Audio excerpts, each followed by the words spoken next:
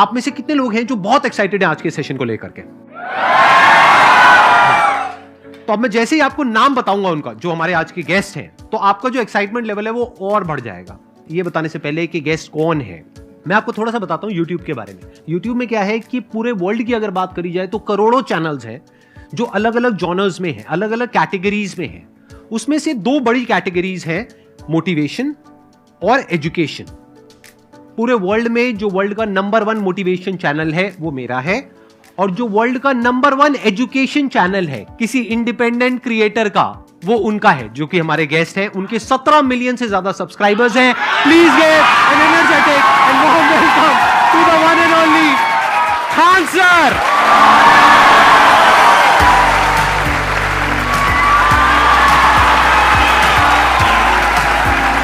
क्या हाल जी, कैसे हैं आप?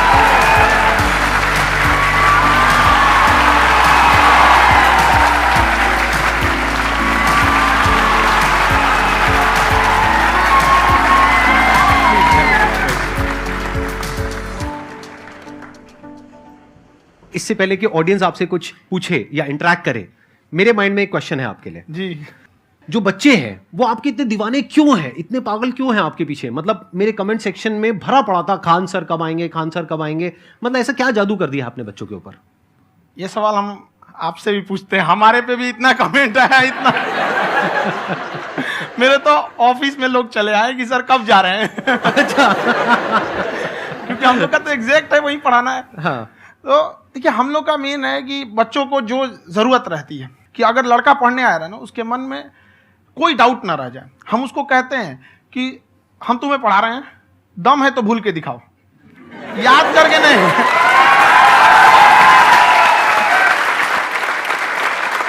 प्लस आप जिस प्राइस पॉइंट पे पढ़ा रहे हैं, आई थिंक वो सबसे कम है, वो बहुत ही कम है। सर ये जो फीस का कल्चर है, ये हमारा इंडियन कल्चर नहीं है।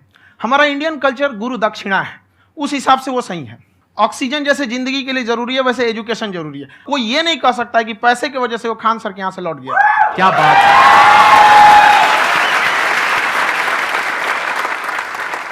मैंने देखा कि आपका ये जो चैनल है कि ये पिछले 3 साल के अंदर अंदर ही ग्रो किया है। हमको जब चैनल शुरू हुआ तो एक दिन में हम 4-5 वीडियो बनाए। एक हमको कुछ आता, आज भी नहीं आता इतना, तो हम देख के कैमरा उमरा तो हम कंफ्यूज हो गए, बाप रे। तो हम एक ही दिन में वीडियो शूट किया, पढ़ाने वाला टॉपिक था हमको। उसके बाद कभी वीडियो नहीं, 6-7 वीडियो एक ही बार शूट कर लिए। और एक जो थे जिनका कैमरा वगैरह था, मेरे पास कैमरे भी नहीं थे उस टाइम, और कैमरा 35,000 का था। तो 6 महीना इसी में लग गया, जो 35,000 इसी में फंस जाएगा। तो उनके कैमरे से शूट किए, उन्होंने कोई चार्ज लिया। उसके बाद हम छोड़ ही दिए। लॉकडाउन लगा, तब हम कहें आप कैसे पढ़ाएंगे? वो तो 1 दिन 2 दिन करते करते अचानक लंबा हो गया। तब हमको याद आया कि ओहो, मेरा एक चैनल भी है वहाँ पे। तो उस समय उस पर लगभग 30,000 सब्सक्राइबर हो चुके थे। तो जैसे लॉकडाउन लगा तो उस पर पढ़ाना चालू किया, और पता नहीं क्या लोगों को पढ़ाई में इतना इंटरेस्ट आ गया कि आपका स्टाइल ऐसा है थोड़ा सा। आप आई थिंक पढ़ाई के साथ साथ में जो बीच बीच में आप थोड़ा बहुत छोड़ते रहते हैं ना, मतलब जो एंटरटेनमेंट चलता रहता है। ये बात हम देखिए, जब हम गुलाम थे ना, तो अंग्रेजों ने एक चाल चला था कि भारत को हम फिजिकली गुलाम रखेंगे 100-200 साल, मेंटली 1000 साल कर देंगे। उन्होंने पढ़ाई का मॉडल चेंज कर दिया। उन्होंने ऐसा डिजाइन किया कि ये टीचर की रिस्पॉन्सिबिलिटी है, वो पढ़ा के चला जाए। टीचर की रिस्पॉन्सिबिलिटी यहाँ खत्म नहीं हो जाती है। पढ़ाना तो कोई भी पढ़ा सकता है, टीचर की इससे बड़ी रिस्पॉन्सिबिलिटी होती है उसे समझाना। वो समझा कि नहीं समझा। अगर लड़का आपके समझाने के बाद डाउट रह गया तो ये आपकी गलती है। लड़का हमसे पूछता है सर इतनी भीड़ है आपके पास, तो कहे सर डाउट कैसे पूछेंगे? हम कह रहे यार तुम्हारा डाउट बचेगा तब ना पूछेगा तुम डाउट यहाँ पर।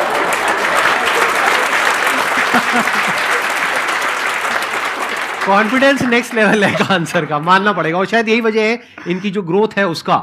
किसी ने शायद सपने में भी नहीं सोचा होगा कि पिछले 2 साल के अंदर अंदर जो आपके चैनल की ग्रोथ हुई है, जैसे आप खुद ही बता रहे हैं कि लॉकडाउन के टाइम पे आपके 30,000 के करीब सब्सक्राइबर्स थे, आज की डेट में 17 मिलियन है। और मेरा एक क्वेश्चन और है, इससे पहले कि ऑडियंस में से आपसे कोई क्वेश्चन पूछे, कि कई बार आप ऐसे भी टॉपिक्स टच करते हैं जो थोड़े से कंट्रोवर्शियल हैं या थोड़े से सेंसिटिव हैं, जिसके ऊपर बात करने की हिम्मत आई थिंक बहुत ही कम लोगों में है। तो आपको कभी ये नहीं लगता है कि कहीं ज्यादा तो नहीं हो रहा है, इसको थोड़ा रोक देते हैं, थोड़ा कम कर देते हैं? क्योंकि कोई लाइन ही नहीं है वैसे तो बोलने को, तो आप कुछ भी बोल दो, कितना भी बोल दो। हुई है कंट्रोवर्सी बहुत बार। एक्चुअली बचपन से हमको फौज में जाना था, और फौज वालों के लिए ये सब मायने नहीं रखता। उसको करना है मतलब करना है, तुम सामने कुछ भी रहो, डजंट मैटर।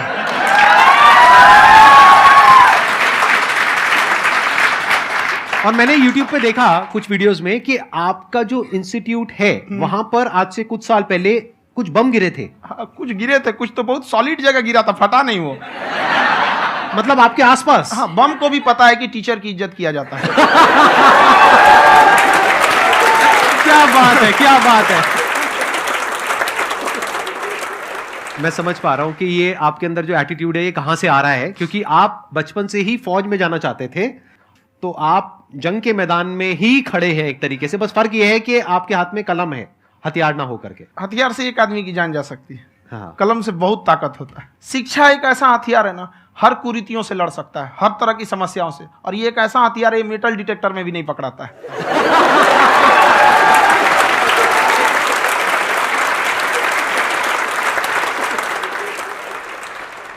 मेरा क्वेश्चन ये है कि अभी प्राइवेट ऑर्गेनाइजेशंस में पीटने का, पनिशमेंट का ये सिस्टम जो है खत्म हो गया है। हम आपके वीडियो में देखे हैं सर कि आप एक बड़ा सा रोल रखे रहते हैं, पुलिस वाला लाठी है वो, पुलिस वाला लाठी है, और स्टेज पे बुला के बच्चों को उसी से धुनाई शुरू कर देते हैं मस्त एकदम से, है ना। तो सर मतलब कि बच्चे मतलब कि डरते नहीं है आपसे, और इस तरीके से कैसे कनेक्टेड हैं आपसे, है ना। और एक और क्वेश्चन सर, यूपीएससी का जो आप अपना बैच स्टार्ट करने वाले हैं, ठीक है, उसके बारे में बताइए सर, क्योंकि मुझे मतलब उस चीज को करना है सर, ठीक है। और संदीप सर को देख लिए, मेरा तो वैसे ही हो जाना है।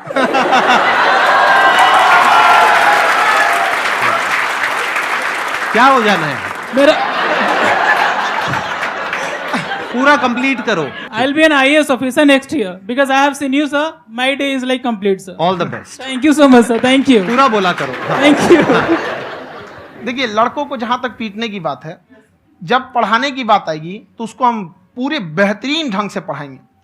लेकिन जब सजा देने की बात आएगी ना, तो वो भी बेहतरीन ढंग से होगा। ऐसा थोड़ी होगा कि बस एक ही चीज बेहतरीन ढंग से होगा। और डर का होना बहुत जरूरी है। ये डर भी अपने आप में एक मोटिवेशन है, क्योंकि जब आपके अंदर एक थोड़ा सा डर रहे ना, तो डर के भागिए मत। एक ऐसा डर जिसको आप लगे कि नहीं नहीं थोड़ा सा और करने की जरूरत है, फिर तो ये हम इसको क्रॉस कर जाएंगे आप। तो लड़कों के अंदर ये डर बनाना भी जरूरी रहता है। और रही बात यूपीएससी वाले की, जो आपने बोला, बहुत सारे लड़के वेट कर रहे हैं यूपीएससी की, क्योंकि 2-2.5 लाख फीस सारे लोग एफोर्ड नहीं कर सकते।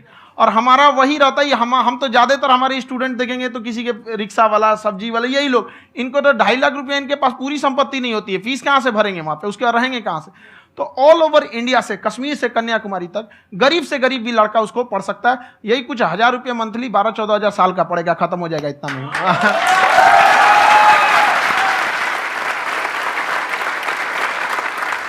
ये जो डंडे वाली बात इन्होंने कही, ये सच है? मतलब आप सच में एक डंडा रखते हो? पुलिस का ही है वो। और मारते हो? हाँ, कि मतलब अगर कोई लड़की छेड़ता है या ऐसा कोई भी उल्टा पुल्टा काम पढ़ाई करता लिखाई है, कुछ भी गलती करेंगे तो पिटाएंगे वो। यहाँ पे कैमरे पे ऑन कैमरा जैसा भी रहे, कुछ भी पिटाना तो उनको फिक्स है। एक तो कोई मतलब विधायक जी थे, उनके लड़का को पीट दिए, तो चला दल बल लेके अपना वहां पे। उसने घर पे नहीं बताया था कि सर ने पीटा है, बस बोल दिया कोचिंग में पीटा है। बाद में पता चला हम पीटे हैं, तो उसके पिताजी मेरे सामने और पीटे।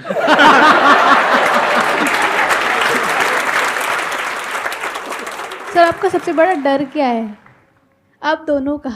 फौजी को डरे नहीं लगता है। बाकी अब सर से पूछिए। आज के सेशन से पहले कोई डर नहीं था, लेकिन अब मुझे इनकी डंडे वाली कहानियां सुन करके डर लग रहा है कि कहीं मैंने गलती से कुछ बोल दिया और इन्होंने कहीं पीछे कुछ रखा हुआ है, और यही आ करके अगर इन्होंने मेरी पिटाई कर दी तो बहुत बुरा हो जाएगा। तो इसलिए हमको थोड़ा डर लग रहा है।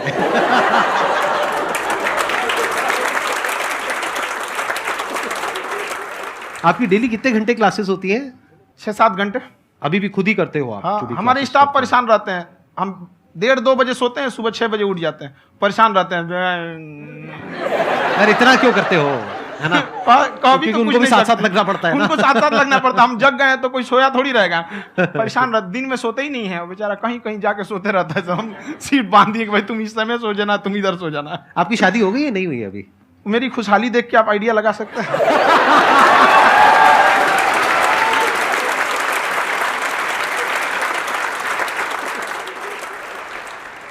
First of all I would like to say sir thank you so much to you and to your team कि आपने मुझे यहाँ आने का मौका दिया।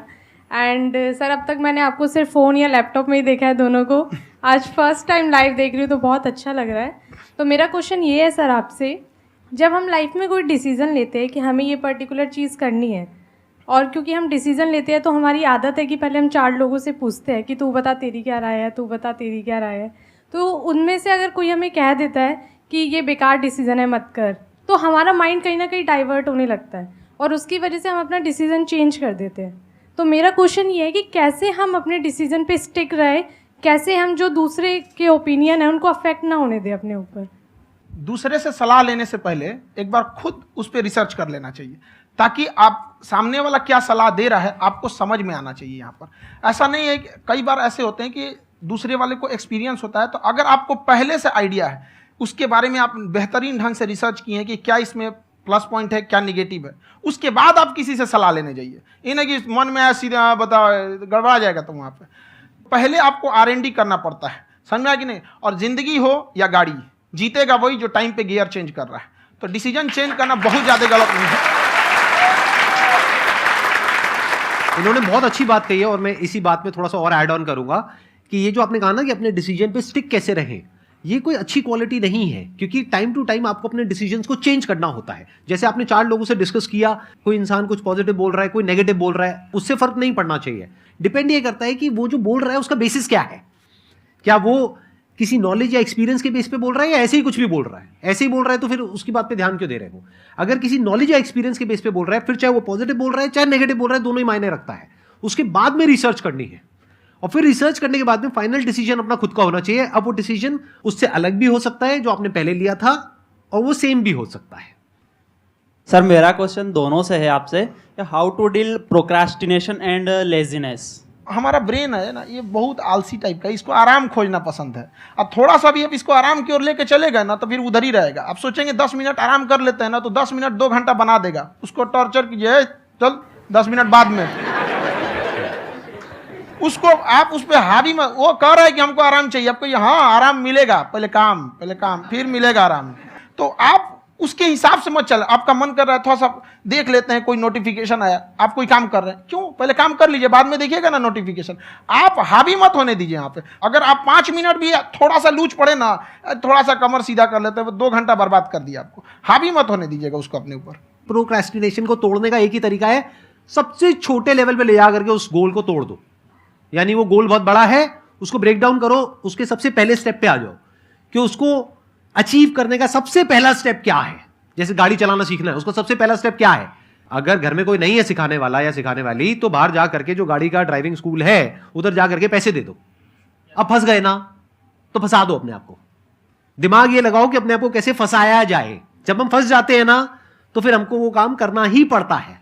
Then there is no looking back. जब तक आप सोच रहे हो तब तक सोच रहे हो, उसको बोलते हैं पैरालिसिस ऑफ एनालिसिस। कि आप सोचते चले जा रहे हो अपने माइंड में, मैं ये करूंगा वो करूंगा वो करूंगा वो करूंगा, और प्रोक्रेस्टिनेट हो रहा है, वो चीज टलती चली जा रही है। तो उसको छोटे से छोटे लेवल पे ब्रेक डाउन करके उसको कर दो, दैट इज नंबर 1। और जैसे ही करना शुरू करते हो, कोशिश करो कि उसको जब तक कि आप सही से नहीं कर लेते हो उसको छोड़ना नहीं है, तो आपकी लेजीनेस भी खत्म हो जाएगी। कई लोगों को तो हमने देखा जो सप्ताह में कुछ भी नहीं करता, वो भी संडे को आराम कर रहा है।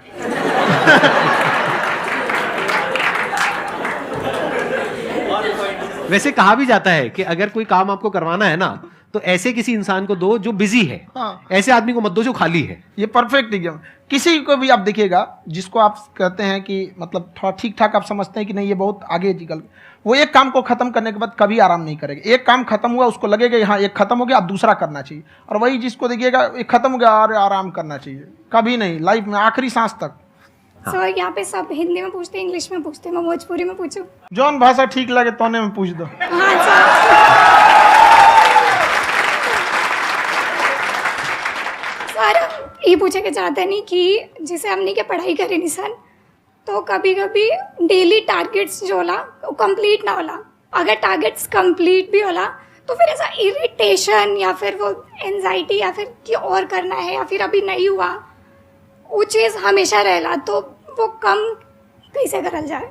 देखिए टारगेट्स को ना हम लोग को एक अपने हिसाब से पहले फिट करना चाहिए। ऐसा नहीं कि दूसरे किसी इंसान को देख के हम टारगेट फिट कर ले। कोई लड़का 8 घंटा पढ़ रहा है, कोई पहली बार अभी पढ़ना ही चालू किया, उसको देख के 8 घंटा पढ़ेगा तो पढ़ाई छोड़ देगा। तो आप अपनी क्षमता के हिसाब से देखिए कि आप कितना पढ़ सकते हैं। अगर आपने एक घंटे को बना लिया कि हम 1 घंटा पढ़ सकते हैं, अगले 1 हफ्ते तक उसको सस्टेन रखिए। जिम में कैसे करते हैं लोग, पहले दिन उठा लीजिएगा 1 कुंटल तो हार्ट अटैक हो जाएगा। तो वो धीरे धीरे टारगेट सेट कीजिए और अपनी क्षमता को भी देखिए। हर इंसान की क्षमता अलग है। कंगारू को देख के हाथी छलांग मारेगा, पैर तोड़ के बैठ जाएगा।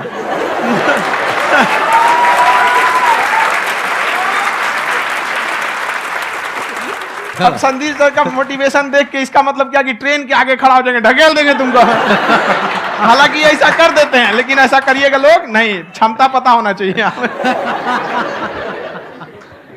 आपके अंदर एंजाइटी हो रही है कि मैंने कर तो लिया है, आप ये नहीं कह रहे कि मैंने कुछ भी नहीं किया है फिर मेरे को एंजाइटी हो रही है, आप ये कह रहे हो मैंने काफी कुछ कर लिया है फिर भी एंजाइटी हो रही है कि कहीं कुछ छूट तो नहीं गया है।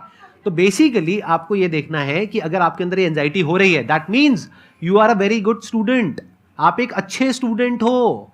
क्यों? क्योंकि बहुत सारे स्टूडेंट्स तो ऐसे हैं उनको पढ़ने के नाम से एंजाइटी होती है। तो आपको एंजाइटी हो रही है कि मैंने पढ़ लिया, दिन में मानो 8 घंटे का आपने टारगेट सेट किया और 6 घंटे पढ़ लिया, या मान लो 8 घंटे भी पढ़ लिया, फिर भी एंजाइटी हो रही है कि मैंने 10 घंटे नहीं पढ़ा। तो ये तो अच्छी क्वालिटी है ना, ये तो एक ब्रिलियंट स्टूडेंट की क्वालिटी है, क्योंकि एंजाइटी उसी को होती है जो केयर करता है, जिसको परवाह है, उसी की तो एंजाइटी होती है। जैसे माँ को अपने बच्चे की, जैसे एक माँ को अपने बच्चे को लेकर के एंजाइटी होती है। हंस लो मजाक उड़ा लो मेरा।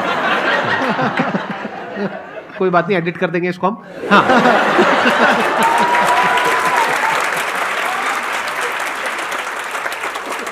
जैसे एक माँ है, उसको अपने बच्चे को लेकर के एंजाइटी होती है, थोड़ी सी भी तबीयत खराब हो जाए उसको एंजाइटी होती है, चाहे बच्चा ठीक भी है, डॉक्टर को नहीं होती है। क्यों? क्योंकि माँ को उस बच्चे से प्यार है। तो दैट मीन्स कि आप अपनी पढ़ाई को लेकर के सीरियस हो, इस वजह से आपके अंदर एंजाइटी हो रही है, विच इज नॉर्मल। जहां पर प्यार मोहब्बत होती है वहां पर थोड़ी बहुत एंजाइटी तो होती ही है ना। समझ रहे हो ना मैं क्या कहना चाह रहा हूं? आप लोग समझ रहे हो ना मैं कहां जा रहा हूं? जब वो किसी और से बात करती है तो एंजाइटी होती है ना।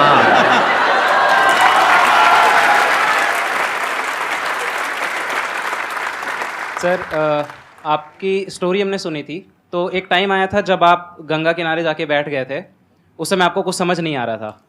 तो उस समय मतलब आपने ये डिसीजन कैसे लिया कि अब आगे नहीं, यहाँ से वापस जाना है? रास्ता ही नहीं था। घर जाने के लिए एटलीस्ट 90 रुपए चाहिए थे, जेब में 40 रुपए थे। कैसे घर जाते हैं?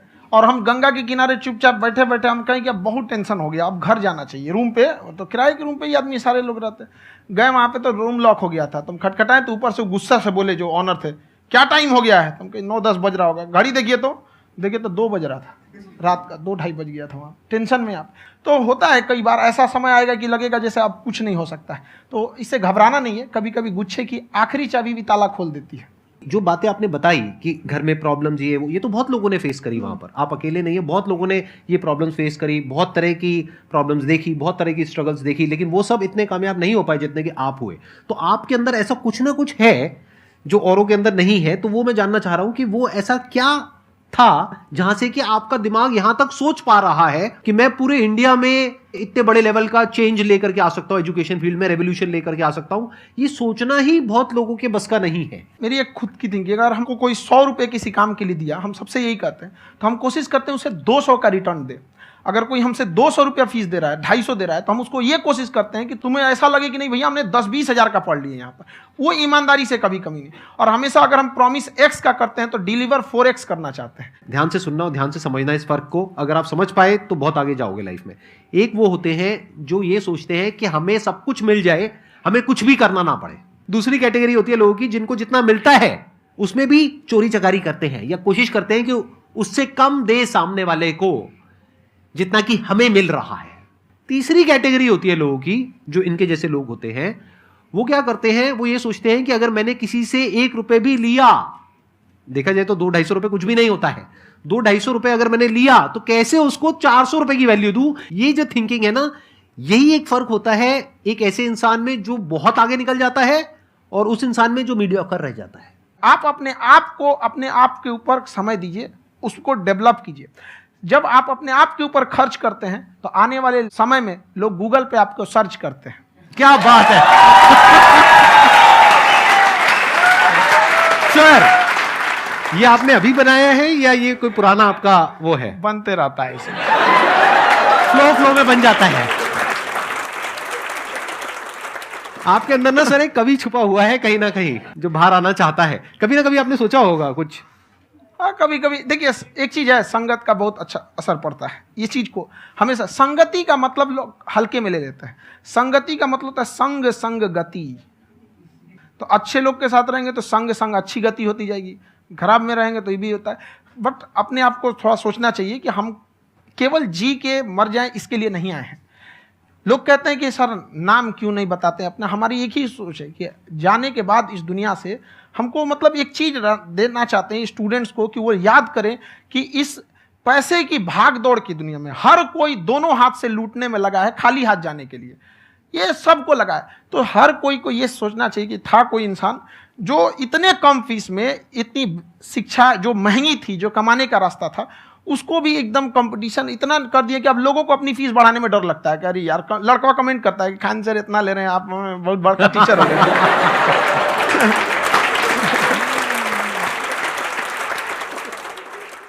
खान सर की एक क्लिप है, ये समय और समझदारी में बहुत फ़र्क होता है। अगर समय रहते समझदारी आ गई तो इंसान कामयाब हो गया, लेकिन अगर समय चला गया फिर समझदारी आई फिर तो बेकार है। तो सर मतलब कुछ आपको ऐसी चीज़ लाना चाहिए जो मतलब बच्चों जो तैयार हो रहे हैं उनको ये चीज़ें मतलब एंड टाइम पर दिखे। समझ रहे आप मेरी बात? नहीं समझ?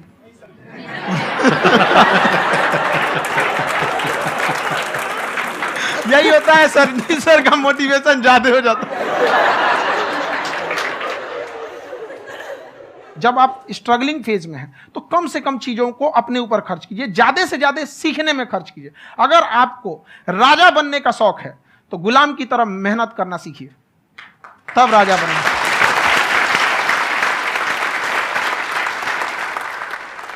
ये दुख, ये दर्द, ये सब तेरे अंदर है। तू अपने बनाए इस पिंजड़े से बाहर निकल के देख, तू अपने आप में एक सिकंदर है।